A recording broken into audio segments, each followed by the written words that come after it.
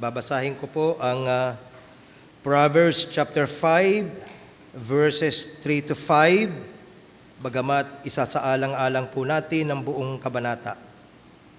Ang salita ng masamang babae ay kasintamis ng pulot at banayad tulad ng langis, ngunit pagkatapos ay pait at sakit ang iyong makakamit. Kung susunod ka sa kanya, dadalhin kanya sa kapahamakan, sapagkat ang nilalakaran niya ay patungo sa kamatayan. Babala laban sa kataksilan. Mga kapatid, ipinagpapatuloy po natin ang ating series dito sa Book of Proverbs. At tayo po ay nasa bahagi na kung saan ay nagbibigay ng ilang mahalagang mga patuturo, mahalagang mga paalala, tagubilin, ang isang concerned na ama sa kanyang mga anak. So mahalagang bigyang pansin yun, nanggagaling ito sa isang ama na nagpapahalaga at concern sa kanyang mga anak. Kung sinasabi niya, kung ano man yung mga sinasabi niya, ay nanggagaling sa isang puso na kumakalinga.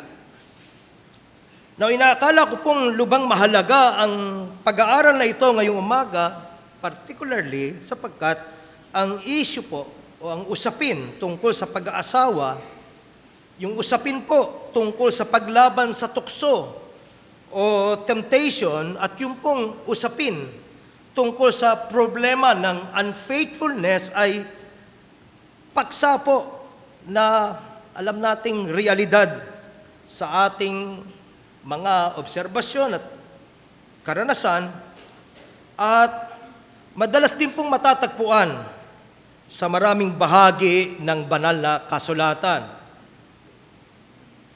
Pansinin po ninyo halimbawa kung ano ang sinasabi dito tungkol dito sa kauna-unahang aklat ng banal na kasulatan. Dito po sa Genesis chapter 2, verses 24 to 25. Kaya't iiwan ng lalaki ang kanyang ama at ang kanyang ina at makikipisan sa kanyang asawa, at sila'y magiging isang laman. At sila'y kapwa-hubad, ang lalaki at ang kanyang asawa, at sila'y hindi nagkakahiyaan. So, one man, one woman for life, enjoying one another in marriage. Sana matandaan natin yon, sapagkat mayaman po yon sa mga katotohanan. Again, one man, one woman for life, enjoying one another in marriage. Ito po ang ibinigay ng ating Panginoon na pinaka-pattern pagdating po sa usapin ng pag-aasawa. At mga kapatid, sa tuwing na pong nalalabag itong pattern na ito, ang dulo po nito ay confusion. Ang bunga po nito ay hindi natin kayang sukatin na mga posibleng negative and destructive consequences. There's no way for us to really measure. Hindi akala natin we are in control, para na lang natin maintindihan na yung buhay pala ng kawalang katapatan ay sasabog sa harap mo at hindi mo alam na ganun pala ito kagulo. You see. For example po, naalala po ba ninyo ang relasyon o kaugnayan na mayroon si Abraham at si Hagar? Ang asawa niya ay si Sarah, pero nagkaroon siya ng kaugnayan kay Hagar.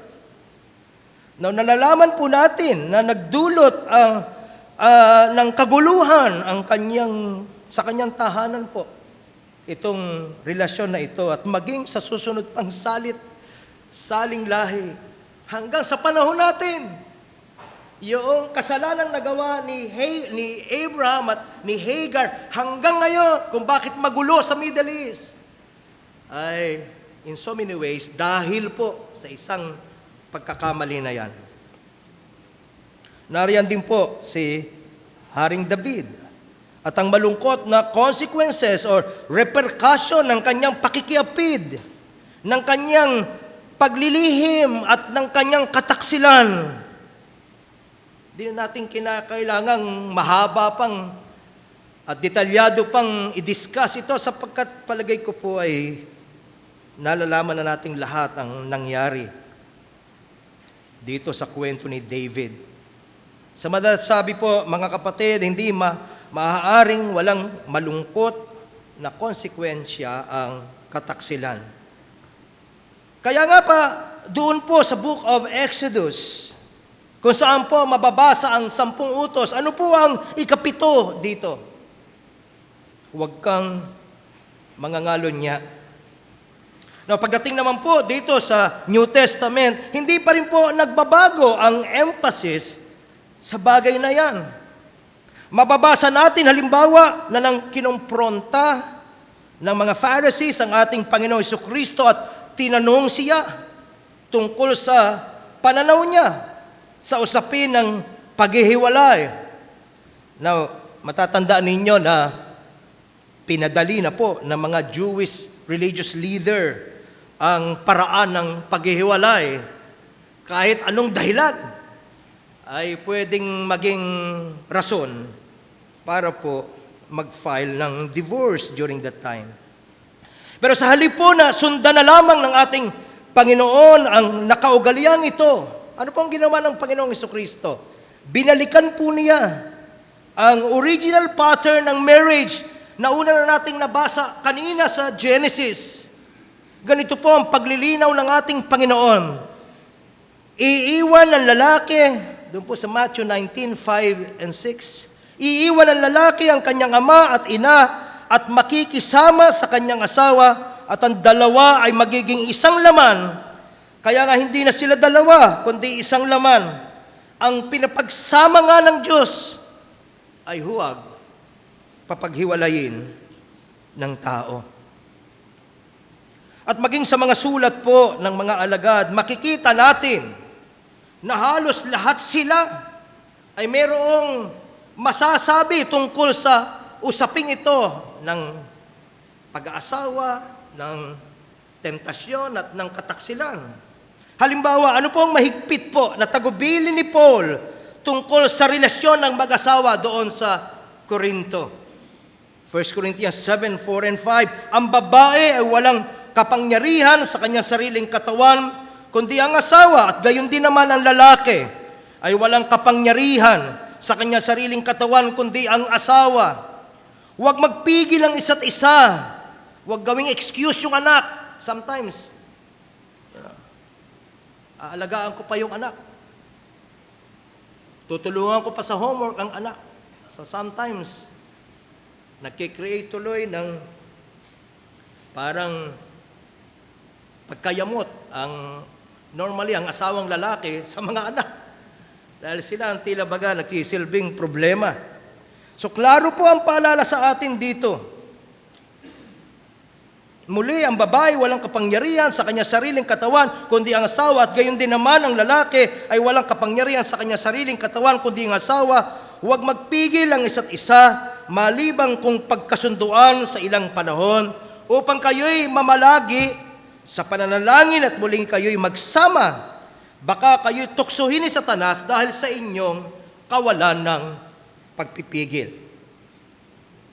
Nadagdag pa ni Apostle Paul doon sa Ephesians 5 na ang pagsasama po ng isang lalaki at ng isang babae sa matrimonyo ng kasal ay mahalagang larawan ng union sa pagitan po ng ating Panginoong Jesus at ng kanyang iglesia. Ganito po, mga kapatid, kahalaga. Ganito po kaprominente ang usaping ito ng pag-aasawa at ng kahalagahan ng pagiging tapat natin sa tipan. Now, maaari pong may kaunting pag-aatubili ang marami, maging sa aking panig, nagdadalawang isip ako habang iginagaya ko to.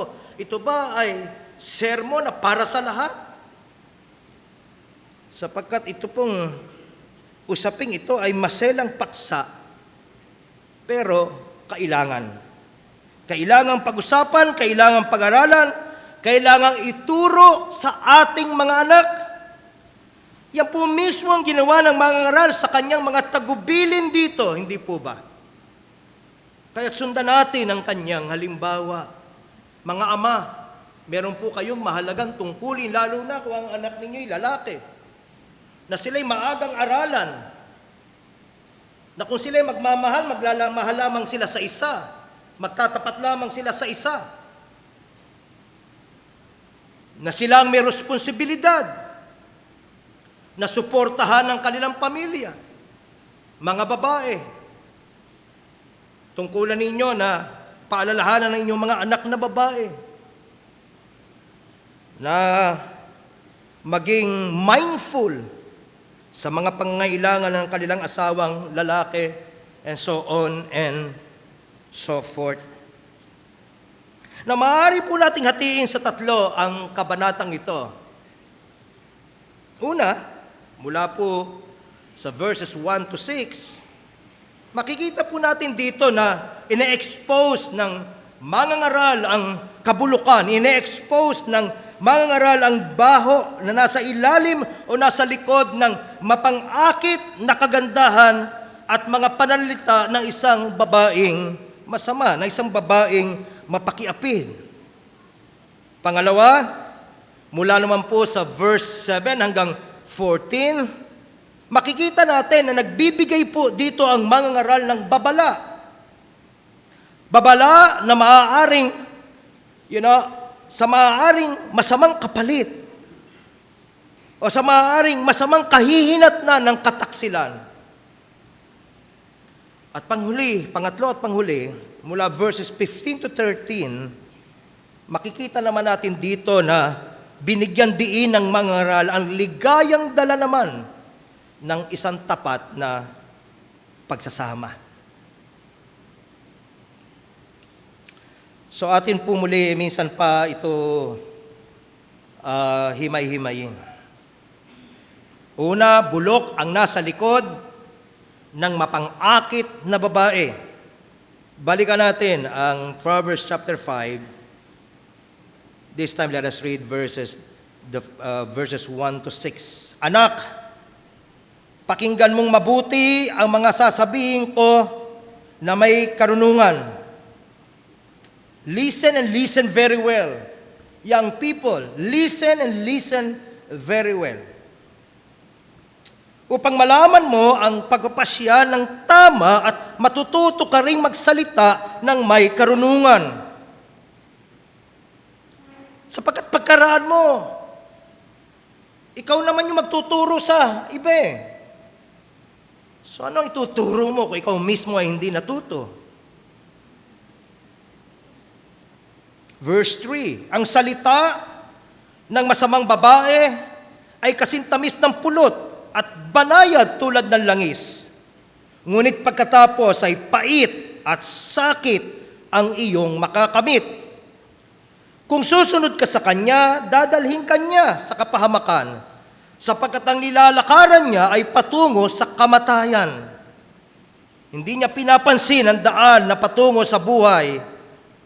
Ang dinadaanan niya ay liku-liko at hindi niya ito nalalaman.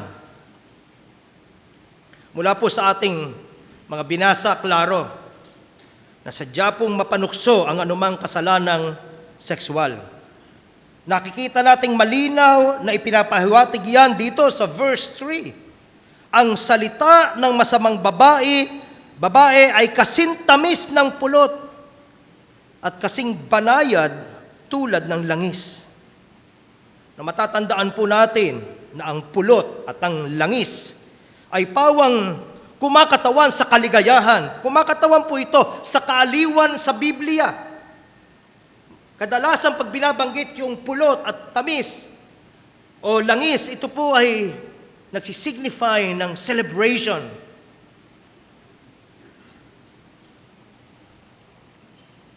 At ito po'y pinakakaasama-asama. Yun ang dahilan eh.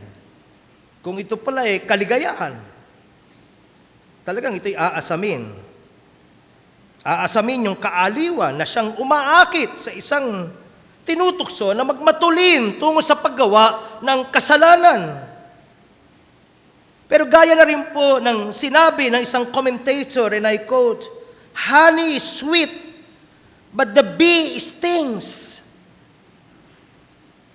And this lady, this seductress, has a sting in her tail. Ipapangako po ng kasalanan, ipapangako po ng manunukso, maging ang langit, maging ang paraiso, maging ang gloria. Kung kailangan, maakit ka lang. Di po ba? At yun mismo ang babala sa atin. O yan mismo ang makikita natin dito sa Proverbs 7:18. Parito ka, tayo magpakasaya sa pagsisintahan hanggang sa kinaumagahan. Magkasaya tayo sa mga pagsisintahan. Gayon ang akit ng kasalanan. You see. So yun yung temptation, you see. Nandoon po yun. At dahil nga po ang anumang masasamang gawain ay karaniwang nababalot ng kasinungalingan, huwag na po natin ikabigla. Kung sakaling maakit nga ang isang lalaki, maakit nga ang isang babae sa pamamagitan ng pambabola, sa pamamagitan ng pang-uuto ng masama. Sino pong hindi maaakit sa isang babae o sa isang lalaki, for that matter, na matikas, na magilas? Sa isang babae na naka-makeup, nakapostura, maya't may naglalagay ng pabango. Kaya nga po ang babala sa Proverbs 6:25, huwag mong pitahin ang kanyang kagandahan sa iyong puso, huwag ka mang hulihin niya ng kanyang talukap mata. Tingin. Hampa't hindi ka maaakit, bukod pa sa kanyang panlabas na kagandahan na kaakit-akit, wala rin siyang bukang bibig, kundi kung gaano ka kagilas, kung gaano ka kagaling, kung gaano ka katikas.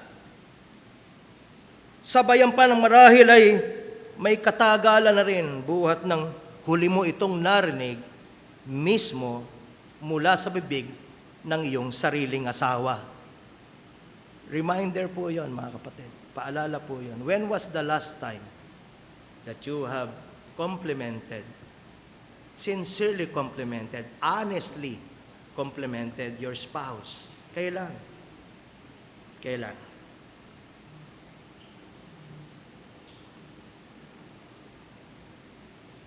So it's just a matter of time, pwede nga pong maakit. Alam po ninyo, ang banal na kasulatan ay napaka-honest eh. Sinasabi nito ang totoo. Anya, may ligaya sa paggawa ng masama. Hebrews 11:25. Meron eh. Pansamantala nga lamang. Yung ligaya ay sa sandaling panahon nga lamang. Di naman po tayo maaakit gumawa ng kasalanang sexual kung hindi ito nangangako na magdadala ito ng ligaya. Amen? Ligaya ang itawag mo sa akin, ang sabi ng isang mapang-akit na babae. Pero wawasakin ka ng kasalanang sexual. Bakit ka wawasakin? Sapagkat precisely, ito po ay hindi pang matagalan. Ito po ay may katapusan. Yun yung sinasabi ng talata sa verse 3 again. Ang salita ng masamang babae ay kasing tamis ng pulot. Actually, ito yung paraan para itago niya ang kabulukan sa kanyang mga bibig. Itago niya yung totoo niyang kulay. Kaya mabulaklak siyang magsalita. Ang salita ng masamang babae ay kasing tamis ng pulot at banayad tulad ng langis. Ngunit pagkatapos, matatapos, sabi ng talata, ngunit pagkatapos ay pait at yung tamis ay naging mapait. Pait at sakit ang iyong makakamit. Kaya nga po sinasabi na natin kanina na yung ligayang dala ng kasalanan ay sa sandaling panahon lamang. Sigurado yun. Tiyak yun. Sabi po ng Proverbs 23:17 and 18, let not thine heart envy sinners, but be thou in the fear of the Lord all the day long. For surely there is an end, and thine expectation shall not be cut off. Surely there is an end. At pag dumating na yung katapusan ng ating kabaliwan, mababaliktad ang lahat. Yung pinapangakong matamis na kaligayahan, gaya ng pulot, ay magiging mapait.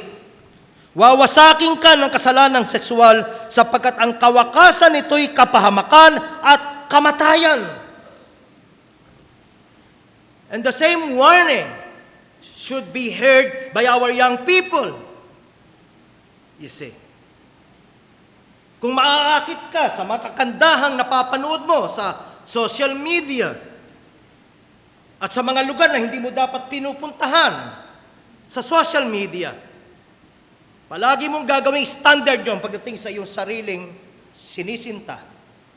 You see, yun yung daya ng kasalanan.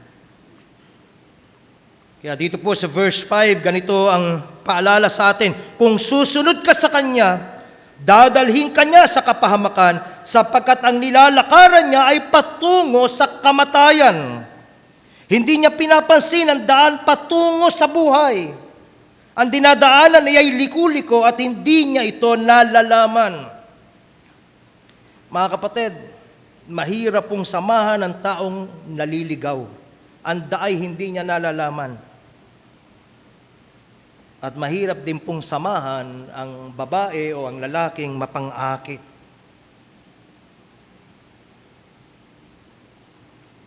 I always say, kung talagang ganun mo pinagpapalagaan at sinisinta ang isang babae, then i-commit mo ang sarili mo, lagay mo ang singsing, at maging responsable ka. Kung hindi ka gayak sa bagay na yan, huwag kang tumawid sa boundary na binibigay sa atin ng Panginoon. Amen? Gentlemen, one man, you remember? One woman for life, enjoying one another in marriage.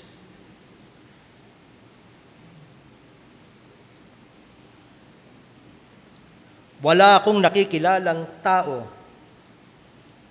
na naging unfaithful na ang dulo ay masaya. I've been a pastor for 32 years. Wala pa akong nakikilalang tao na naging taksil at nanatiling gayon na naging masaya. Wala.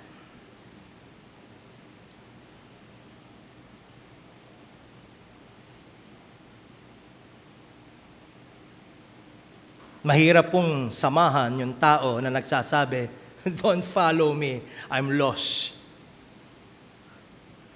At gayon ng isang babae o lalaki, for that matter, na masama.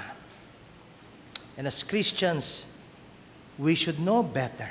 You see, we should know better. Now, ipinapaalala din po sa atin sa mga talatang ito na ang bawat pagpapasya na ginagawa natin ay ginagawa natin sa presensya ng ating Panginoon. We live in His presence always. Coram Deo, right? Coram Deo.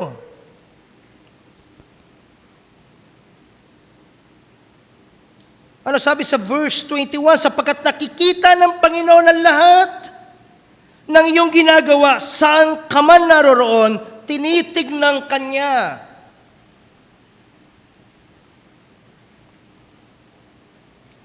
Pwede po nating lokohin ang ibang tao. Pwede po nating lokohin ang ating asawa, pero hindi natin pwedeng lokohin ang Diyos.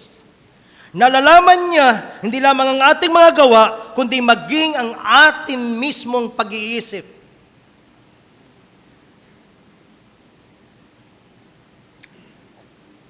So yun po, yung una nating punto.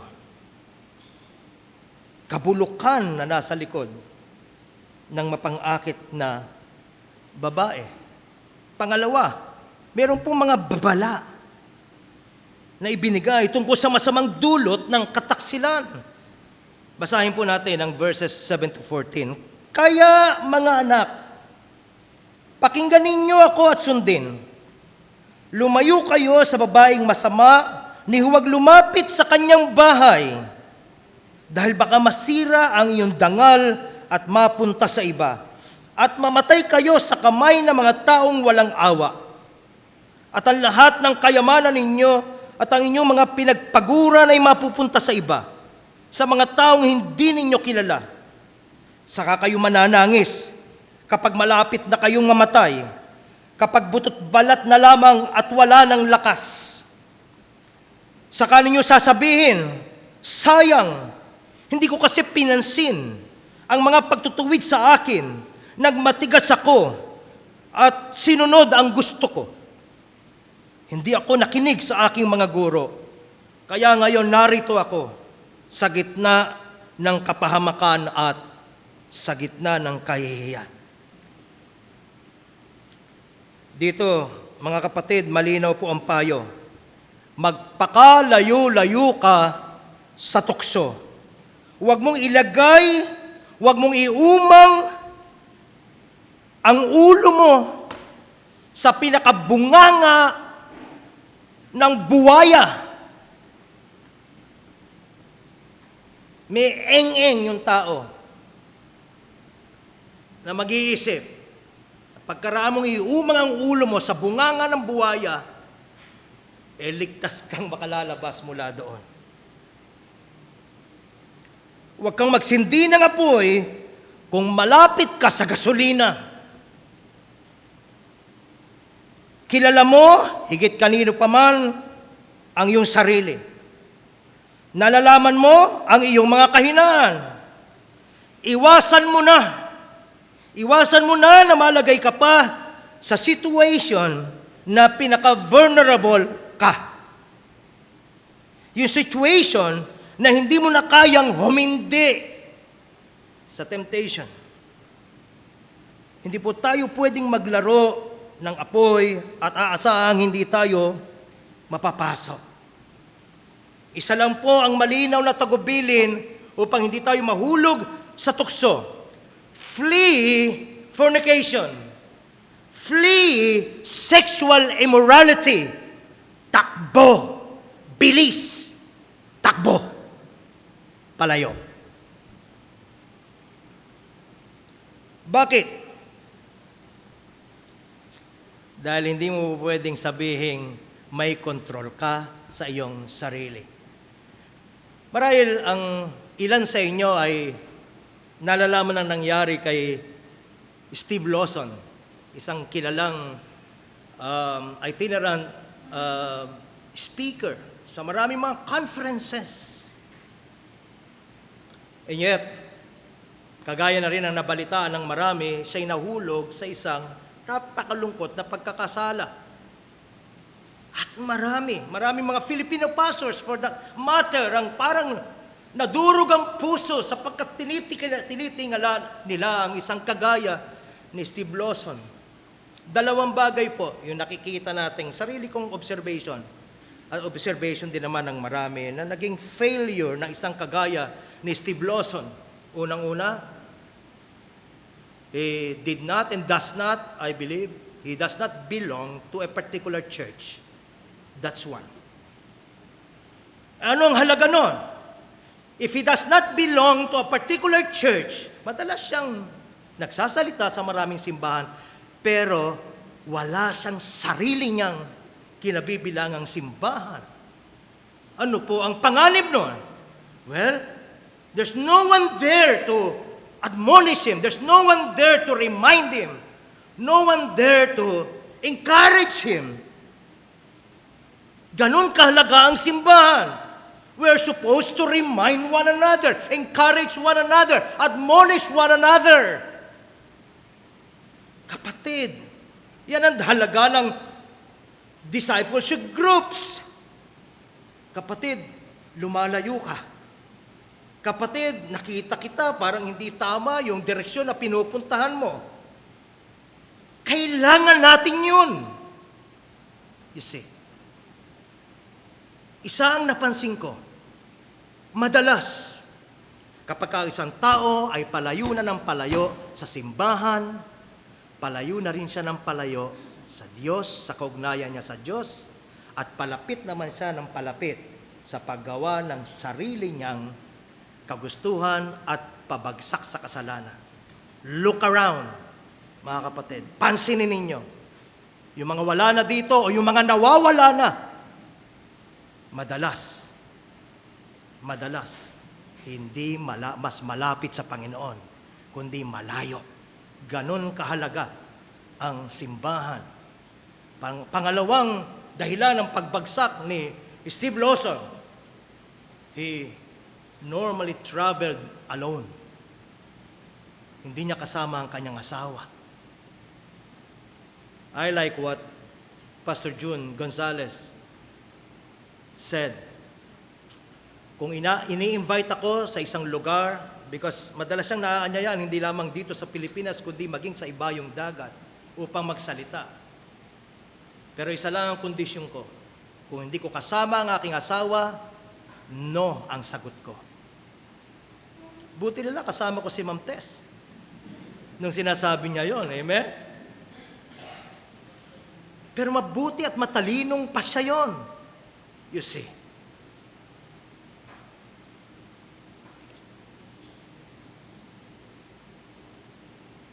Minsan may nabasa ko, magandang paalala sa marami.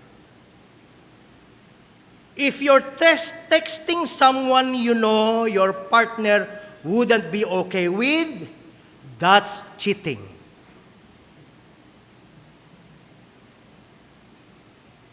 If you're clearing your browsing history to hide what you've been looking at, that's cheating.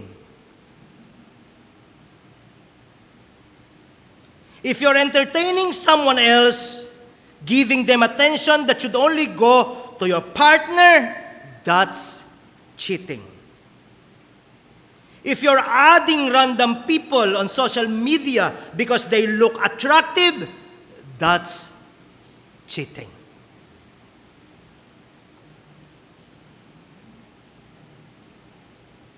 Flee sexual immorality. Kung hindi, ano kasunod? Narito ang mga babala. Una, isang araw, magigising ka na lamang sa katotohanan na ginamit ka lang pala ng iba.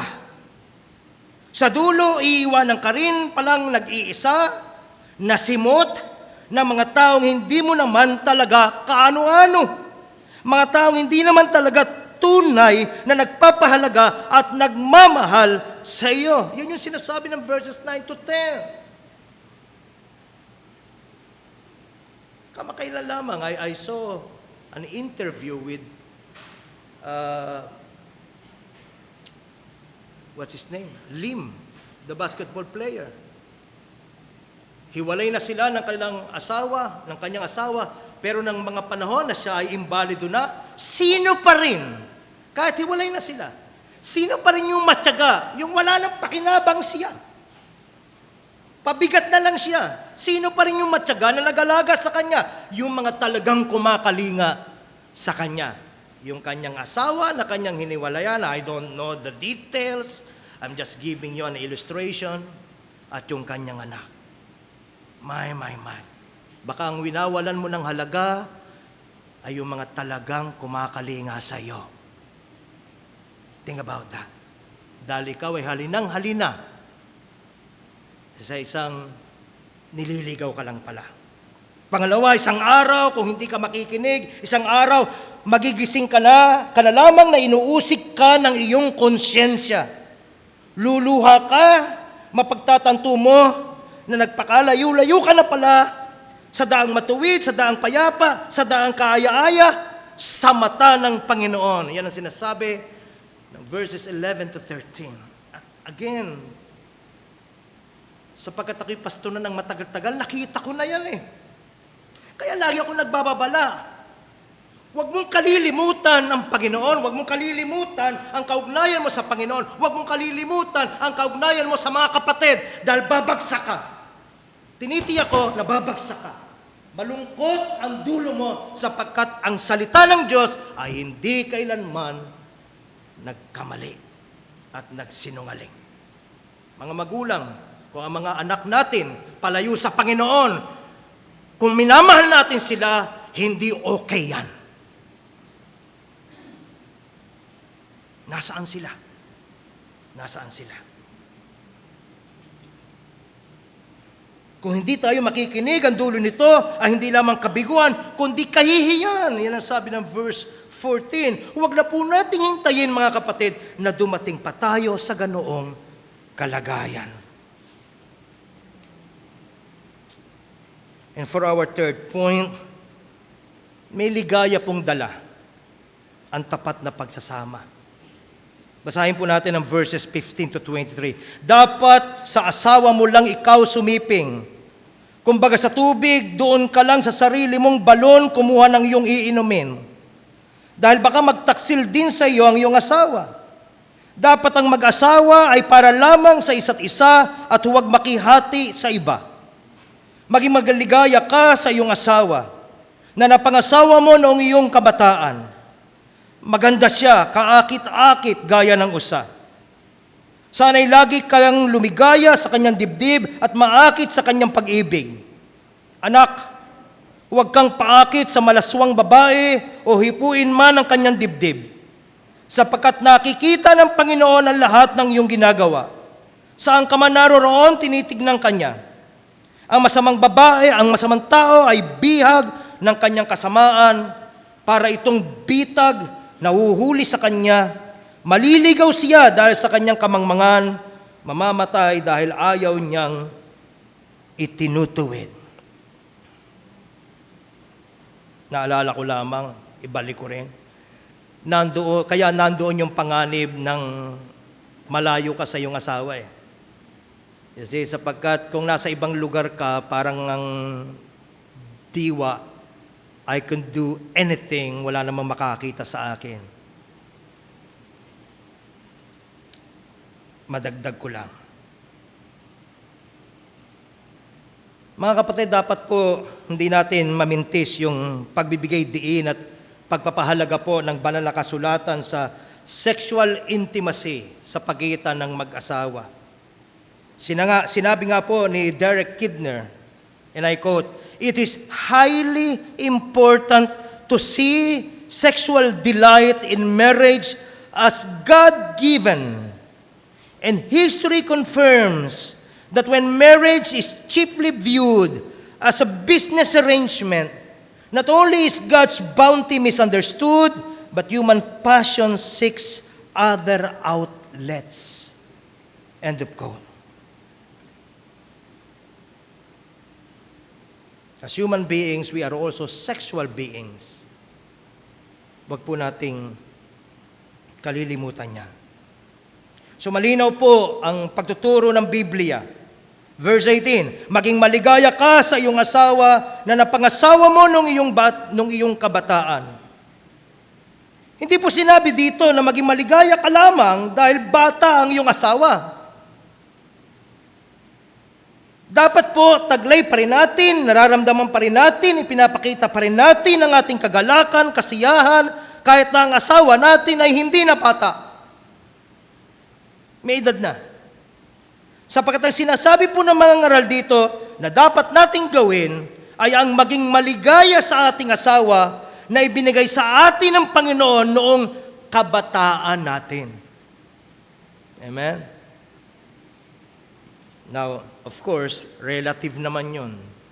Kung nag-asawa ka ng 30 anyos, 40 ka na ngayon, nung kabataan mo, amen, 10 years ago. Alam nating lahat na hindi mananatili ang ating mga hitsura, amen? Kahit paanong gawing pigil mo dyan, magpahid ka na ng lahat ng pwede mong ipahid, pampaunat, pampaangat, may pampaganot, may pampaganot, amen? Pampaputi and everything, isang araw talagang magugulat ka na,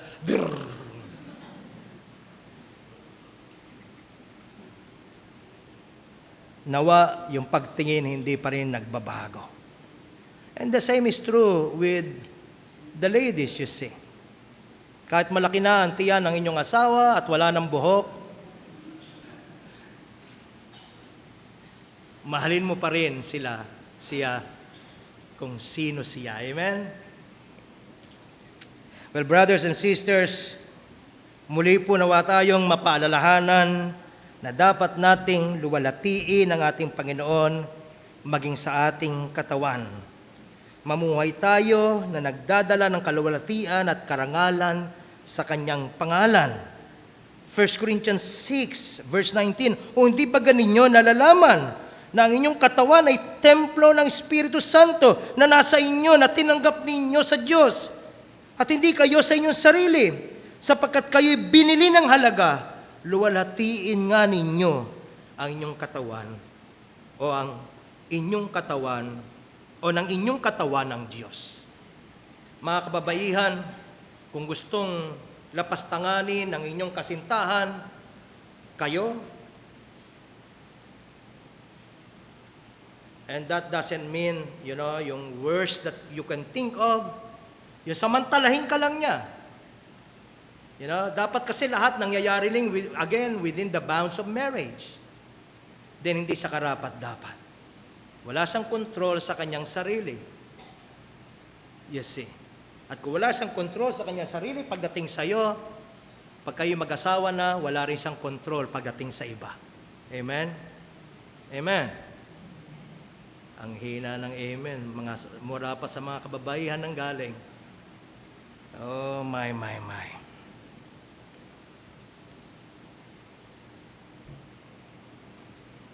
Maging sa ating pong kaugnayang sexual within marriage.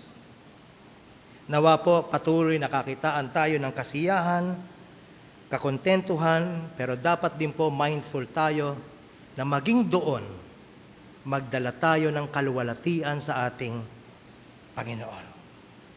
Ang ating pong commitment sa isa't isa ay lumalarawan sa pag-ibig ni Kristo sa Kanyang iglesia at lumalarawan din po ito sa kahandaan naman ng Kanyang iglesia na pasakop sa Kanya. So may we all be reminded, whether therefore you eat or drink, or whatsoever you do all to the glory of God. Walang tao na nagpasya, nasusunod siya sa mga tagubilin ng Panginoon na ang dulo ay kabiguan. Wala. Oo, nadadapa tayo along the way. Bumangon, magpatuloy sa tulong at awa ng Panginoon, mga kapatid. Ito isang lakbayin, you see.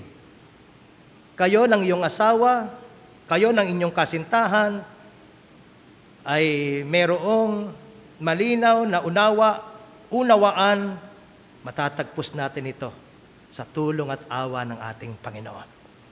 Amen? Praise be to God. Let's all stand up.